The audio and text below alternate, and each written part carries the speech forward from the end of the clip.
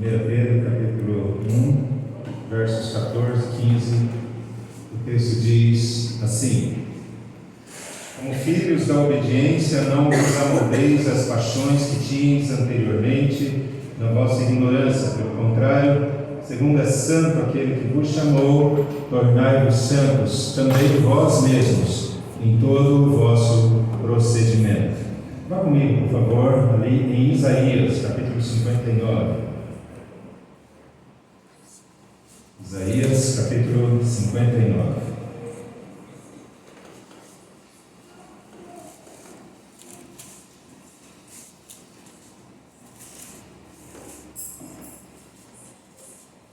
Isaías, capítulo 59. A partir do versículo 1. Isaías 59, 1. Eis que a mão do Senhor não está encolhida, para que não possa salvar. Não está surdo o seu ouvido, para que não possa ouvir.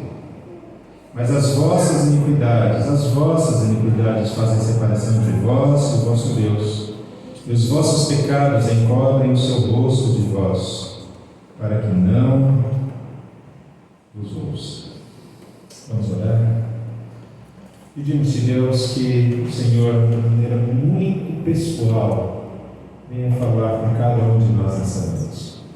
A tua igreja, rogamos-te assim, em nome de Jesus. Amém. Eu penso, meus queridos, que a igreja do Senhor tem algo urgente a ser feito.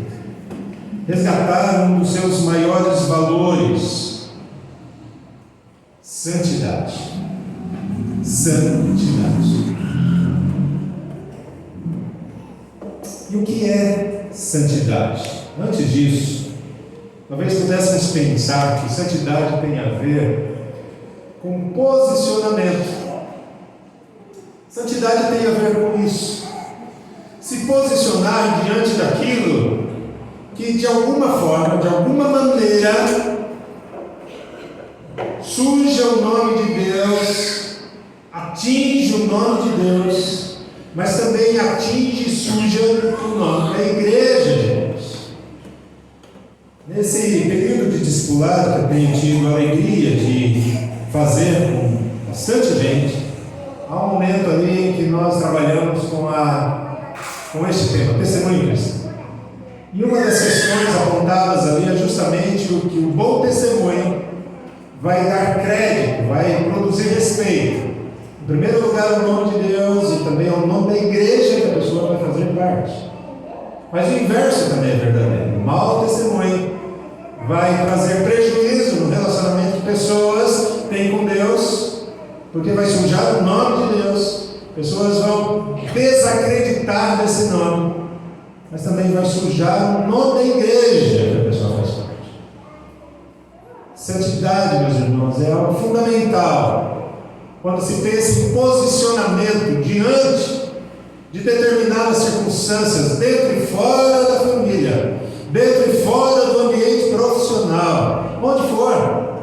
Eu trago aqui uma pequeniníssima lista. Posicionamento, por exemplo, da igreja, de crentes, diante de perdas de liberdades de expressão, por exemplo. Ou então, de posições que eu chamo aqui de esquisitas, estranhas, daquilo que é o judiciário brasileiro. A gente poderia pensar, mas nós não temos nada com isso, como não temos. A injustiça que eventualmente se impõe aqui e acolá, seja onde for, não deve fazer, ou diversamente falando, deve nos levar a descruzar os braços e nos posicionar diante de situações assim.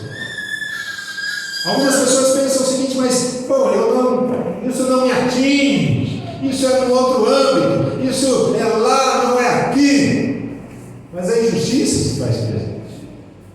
Santidade nos leva a nos posicionar contra aquilo que é chamado, por exemplo, de ideologia de gênero. Eu tenho repetido isso algumas vezes aqui, mas essa semana algo me chamou muito a atenção e eu compartilho com vocês aqui.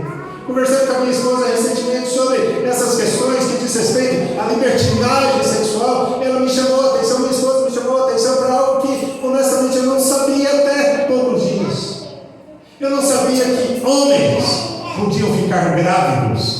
coisa interessante. Naquilo que tem sido reiteradamente divulgado e estimulado sobre aquilo que é chamado de casais trans. E aí eu fui ver isso, e vi um vídeo, meus irmãos, que eu confesso a vocês que eu me senti muito mal depois daquilo. Depois de vários minutos, fui até o fim, para entender o que estava acontecendo. E alguém que originariamente é mulher, mas que se sente homem, e aí faz todo o processo para ser um homem com barba, com pelos no corpo, com massa muscular dentro dos limites possíveis ali, casado com alguém que é mulher, mas originariamente é homem. Veja a troca de tudo isso. E aí resolvem ter o filho. E até então os casais entendiam que para isso era necessário então adotar uma criança. Mas agora eles resolvem ter o filho. Só que o homem é a mulher. E aí ele fica grávido. Barriga, processo de gravidez, 9 meses e tem parto. Está lá o vídeo, você encontra isso na internet. É uma das coisas mais, para ser muito ameno, que mais estranhas que eu já vi. A pergunta é: o que a igreja faz em relação a isso? Qual o posicionamento dela diante de situações assim? Ou então, de flertes com ditaduras, ou com aborto, pedofilia, violência doméstica, etc, etc. Me parece, meus irmãos, que a igreja hoje, diante de tantos quadros que vão se descortinando e se mostrando e se revelando, sem qualquer vergonha, desavergonhadamente, sem medo de ser feliz, expondo aquilo que é sujo, que é podre, que cheira mal.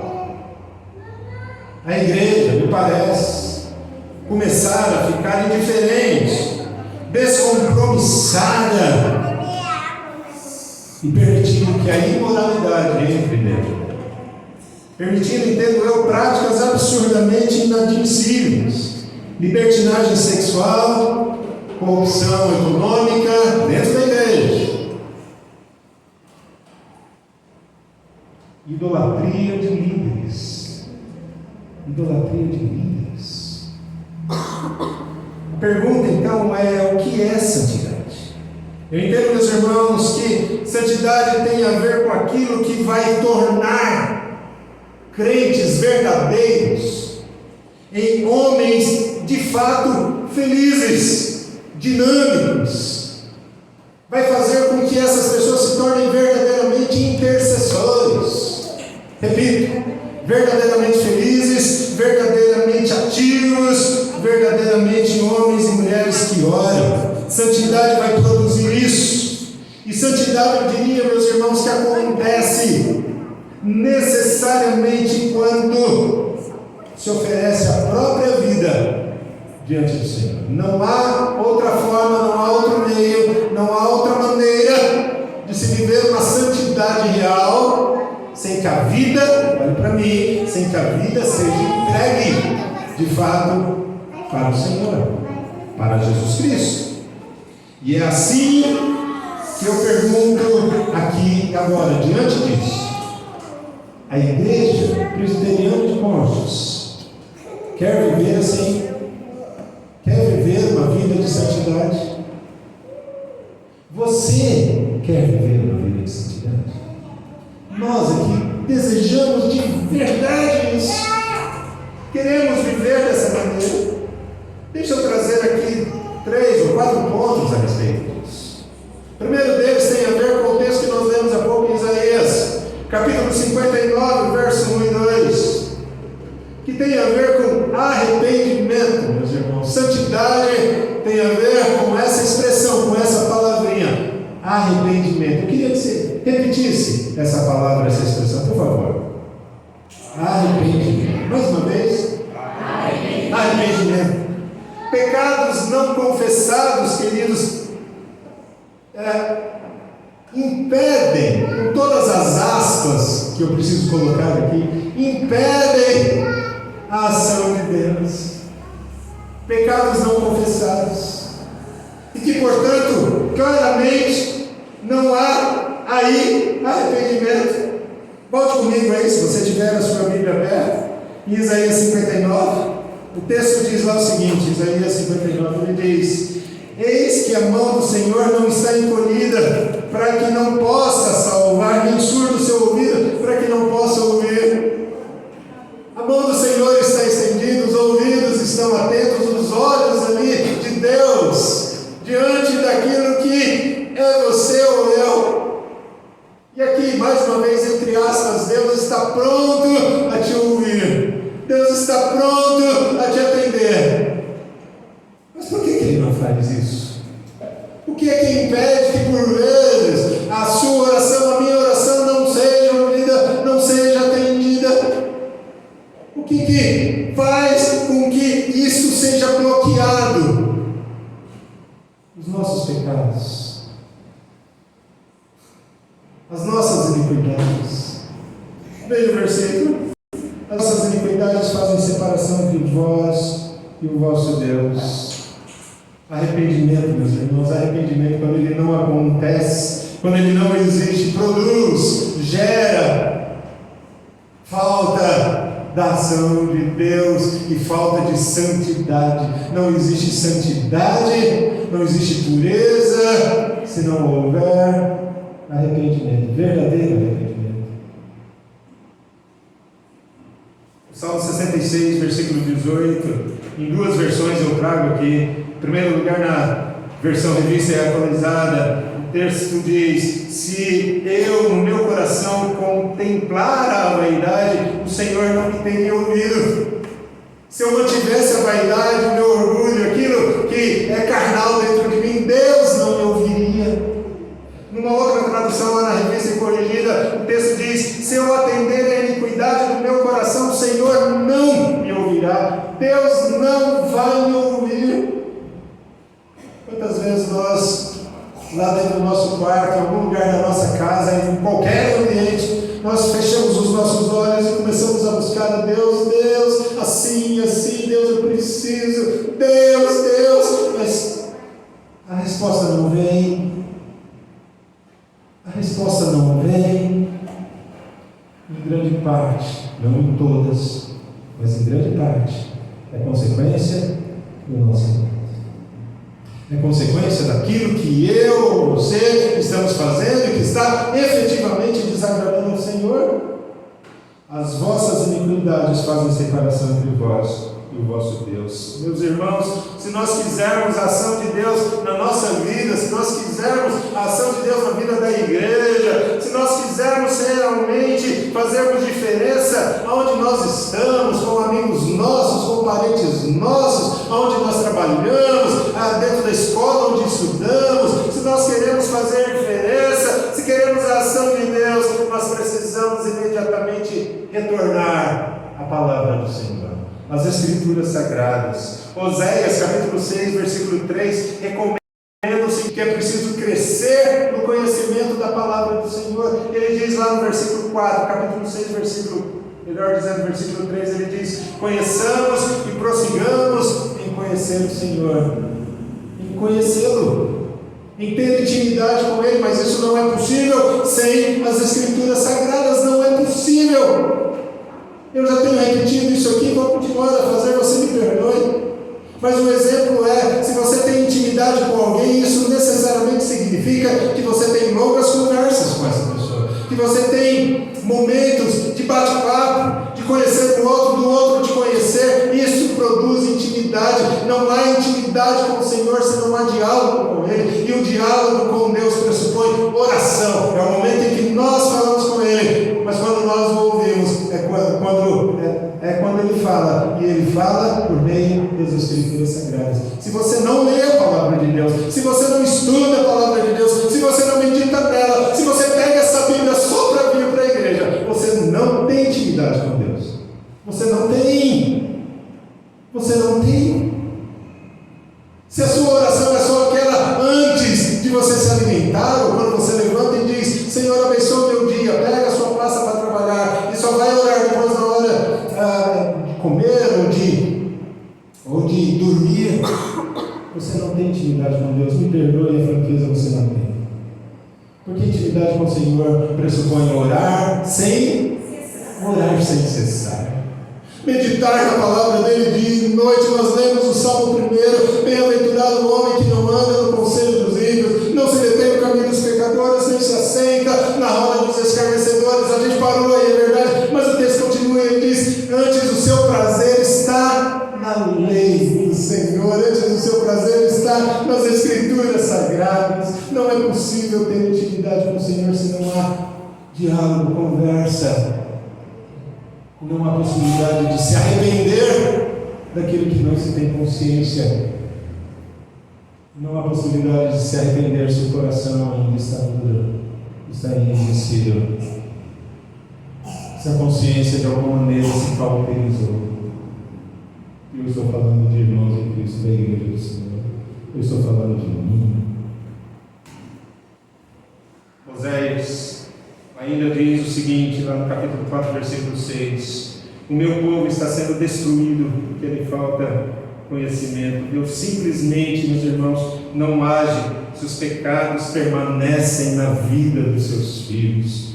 É preciso arrependimento, confissão de pecados. Por causa dos pecados, meus irmãos, ou por causa de pecados não confessados, muitas orações não são respondidas. Inúmeros crentes vivem por vezes derrotados, caídos, sem vencer. Agora veja, se você realmente deseja experimentar o poder e as bênçãos do Senhor, antes de tudo é preciso confessar pecados. Confessar. Eu quero arriscar aqui. Eu quero arriscar dizer que possivelmente você tem algumas coisas para confessar. Algumas coisas que você não confessou para o seu marido, para a sua esposa, filhos, para a gente próxima sua. Mas para o Senhor você precisa confessar. Você não fez isso até agora, por favor, faça isso hoje. Se você quer ser abençoado por Deus, você precisa se arrepender e confessar. Se você quer experimentar as bênçãos do Senhor, você precisa confessar e se arrepender dos seus pecados. 1 João 9 faz uma promessa maravilhosa: se confessarmos os nossos pecados, Ele é fiel e justo para perdoar os nossos pecados e nos purificar de toda injustiça. E há uma coisa aqui que eu preciso destacar, algo que a Bíblia fala lá no Salmo 139 sobre a ação de Deus. E antes de relembrar esse texto, eu quero desafiar você a permitir, a abrir o seu coração para que Deus faça isso. Veja o que o salmista diz lá no Salmo 139, ele diz: sonda-me, ó Deus, e conhece o meu coração, prova-me e conhece os meus pensamentos, conhece as minhas inquietações, vê se há em mim algum caminho mau. Uma outra tradução diz: vê se em minha conduta algo te ofende e me dirige pelo caminho eterno. Um desafio que eu quero colocar para você, e eu estou dentro disso, é chegar diante do Senhor e dizer: Deus, olha para dentro de mim, vasculhe o meu coração e vê se tem alguma coisa aqui que está te ofendendo. Mas vamos fazer uma pausa aqui e vamos ser honestos conosco mesmo. Talvez, em alguns momentos, a gente deseja exatamente o contrário disso. Que Deus não olhe para dentro da gente, porque se Ele olhar, Ele vai ver algumas coisas muito ruins. Mas eu quero desafiar vocês, se aproximar do Senhor e dizer: Deus, olha para dentro de mim, aquilo que está ofendendo ao Senhor, aquilo que está entristecendo o Senhor, por favor, corrige isso, e sonda e conhece, e lapida, e melhora, e disciplina, e faz alguém mais parecido com o Senhor. Santidade é a consagração de nós mesmos, é a entrega dos nossos sentimentos, dos nossos prazeres, dos nossos desejos diante daquele que é santo, nos chamou para ser santo. Entregar os nossos projetos de vida a Ele. Santidade é isso. Mas santidade, meus irmãos, eu termino com essa questão, nesse ponto aqui. Santidade começa quando nós renunciamos os nossos desejos da carne, ou quando nós renunciamos alguns desejos da carne. Santidade, meus irmãos, começa quando nós dizemos não às paixões do mundo. Quando nós dizemos basta com isso, eu não quero mais. Aí a santidade começa. Mas santidade também tem a ver com Jesus Cristo na vida. Isso parece óbvio, mas observe o que nós temos a dizer aqui. Antes de qualquer outra coisa, é necessário entender que Jesus não morreu, meus queridos, apenas para levar pessoas para o céu. Eu queria que você parasse para pensar um segundo nisso. Jesus Cristo morre na cruz não apenas para levar pessoas para a eternidade e passar a eternidade com Ele. Jesus Cristo não morre apenas para isso. Jesus Cristo morre também para habitar dentro dessas pessoas, para estar dentro dessas pessoas, para andar com elas todos os dias. Se lembram da fala de Jesus quando Ele está prestes a morrer na cruz, seus discípulos conversando com Ele, e Jesus diz a Ele: olha, fiquem tranquilos, eu enviarei outro Consolador, para que esteja com vocês em todo o tempo, até o fim dos tempos. Esse outro Consolador, a expressão outro ali em grego, a expressão alós, quer dizer outro da mesma essência. Jesus está dizendo: eu continuarei com vocês, dentro de vocês. Santidade, olhe para mim, tem a ver com a presença de Jesus dentro de você, não fora de você, não extra você, não em torno de você, mas dentro de você, dentro do seu coração, na sua alma, andando com você todos os dias, aonde você está. Você já parou para pensar nisso? Aonde você está, ou onde você estiver, naquele lugar talvez estranho, com aquela pessoa estranha, com aquela conversa estranha, com aquela decisão estranha, Ele está com você. Santidade tem a ver com isso. Santidade tem a ver com Jesus Cristo dentro de você. Veja, 1 João 4 diz: porque maior é aquele que está em vós do que aquele que está no mundo. Maior é aquele que está dentro de onde? De você. João está dizendo isso. Romanos 6 diz: porque o pecado não terá domínio sobre vós, porque não estáis debaixo da lei, sim da graça daquele que está dentro de você.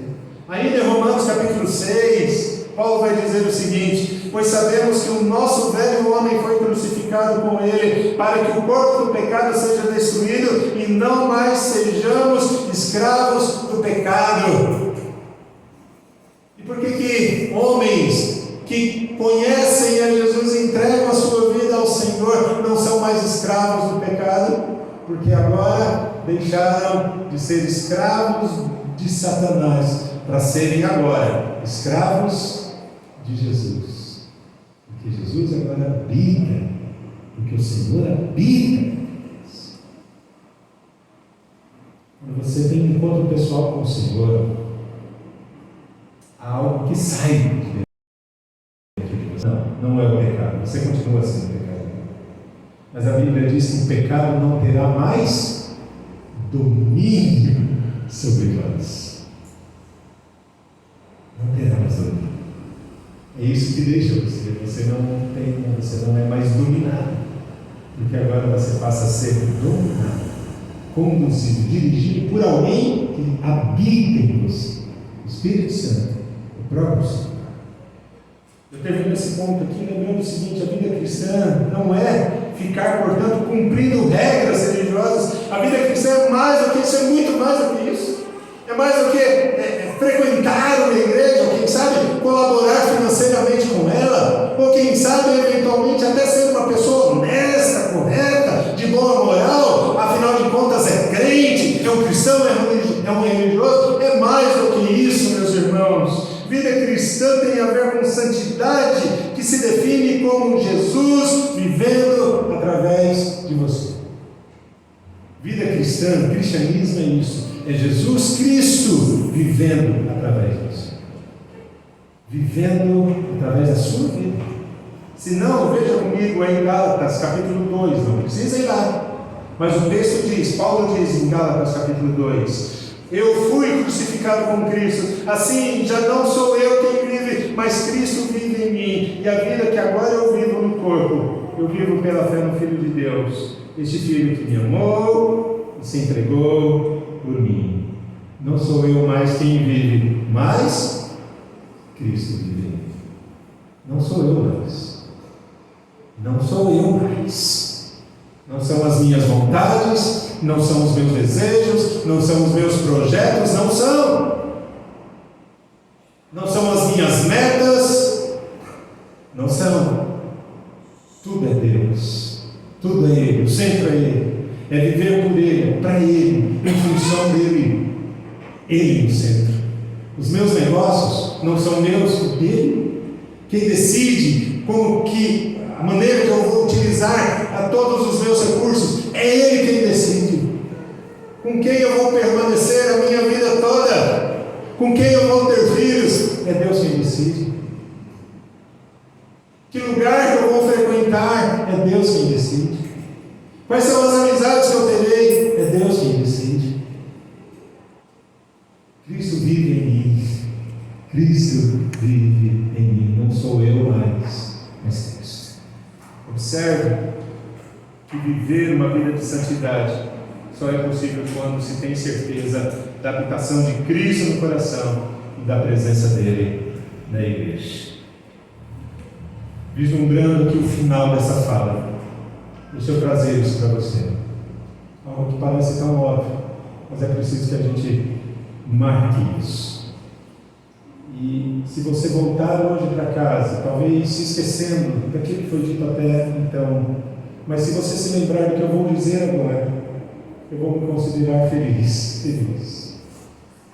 Santidade, meus irmãos, tem a ver com separação. Com separação, um distanciamento. Lembram-se disso? Santidade tem a ver com pureza, é verdade, com aquilo que é limpo, com aquilo que é transparente, com pureza, com limpeza, é verdade. Santidade tem a ver com isso. Mas santidade, sobretudo, tem a ver com separação. Ficar longe de algo tem a ver com isso. E aí então Paulo vai dizer o seguinte lá em 2 Coríntios capítulo 6. Ele diz assim, veja bem, retirai-vos do meio deles. Retirai-vos.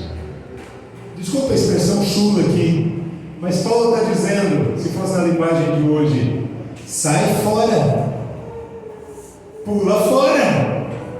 Não é para estar ali. Não é para estar com essas pessoas, não é para estar. Retirai-vos deles. Ele continua: separai-vos, diz o Senhor. Não toqueis em coisas impuras. Aí sim eu vos recebereis. Isso é fácil, meus irmãos? Não é. É simples de fazer? Não é. Por uma razão muito simples. Porque eu sou homem como você, eu não sou melhor do que qualquer pessoa que está aqui. Talvez em alguns casos até a quem ainda. Ao que Deus melhorar na minha vida para eu chegar a ser parecido com alguns que estão aqui. Mas olhe para mim um instantinho.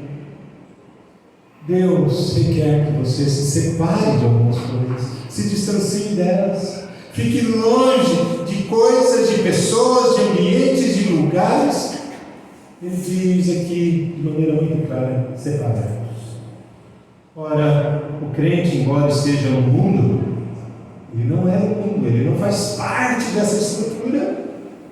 O pensamento que conduz você e a mim aos lugares, aos ambientes, às pessoas, às decisões, toda essa estrutura que há na nossa mente é moldada por Deus e passou a ser moldada por Ele no momento em que você teve um encontro pessoal com Ele.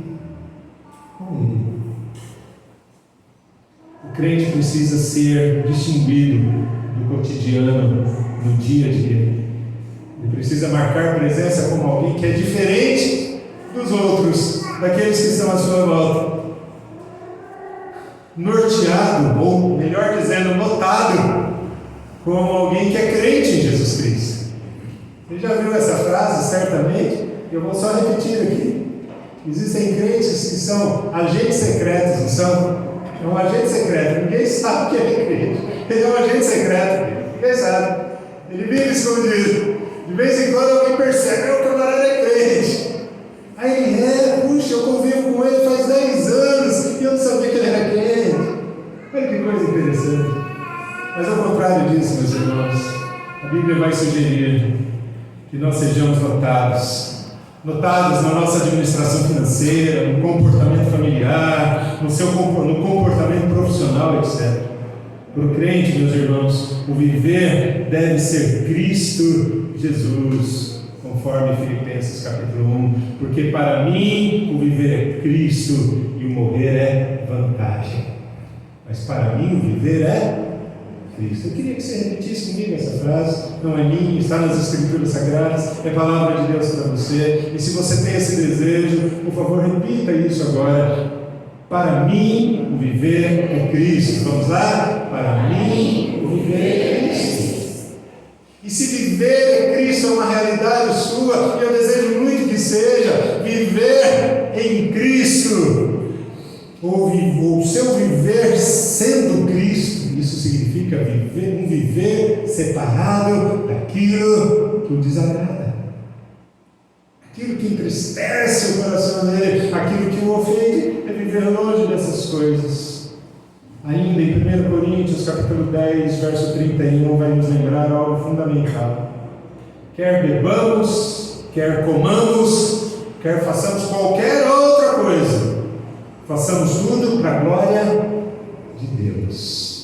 Não para a nossa glória, não para a nossa satisfação, não para a nossa alegria pessoal apenas, mas sobretudo para a alegria e satisfação do coração do Senhor.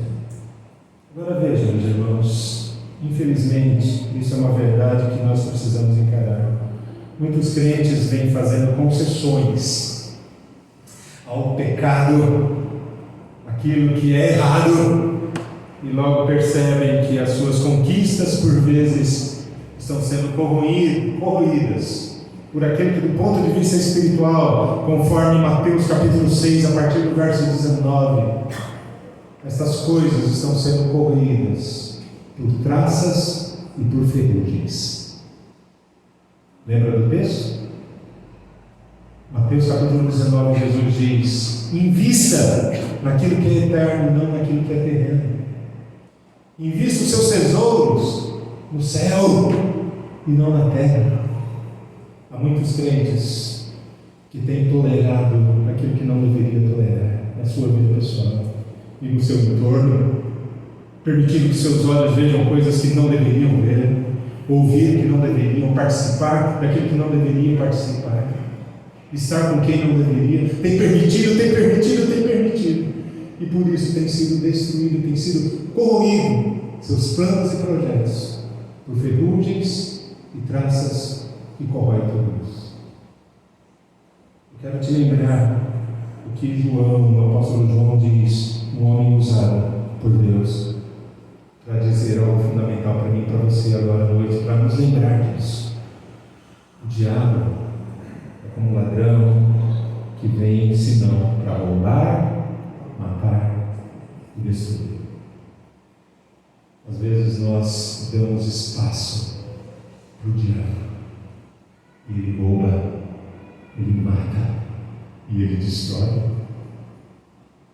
Ele rouba, ele mata, ele destrói. Ele diz: por favor, vamos viver uma vida separada, uma vida longe daquilo que ofende ao Senhor. Vamos fazer isso, quem sabe a partir de hoje. Viver uma vida separada de fato do mundo. Por favor, guarde isso. Se algo é fazer, embora eventualmente possa sofrer perdas por estar fazendo a coisa certa, mas o inverso também é verdadeiro. Se algo é errado, você precisa rejeitar por amor a Deus. Se Deus desaprova aquilo, rejeite. ainda que você tenha o desejo, a vontade de fazer, de viver, enfim, ainda que o desejo da carne seja intenso, rejeite por amor a Deus. É preciso manter limpo o seu coração, irmãos. É preciso se separar daquilo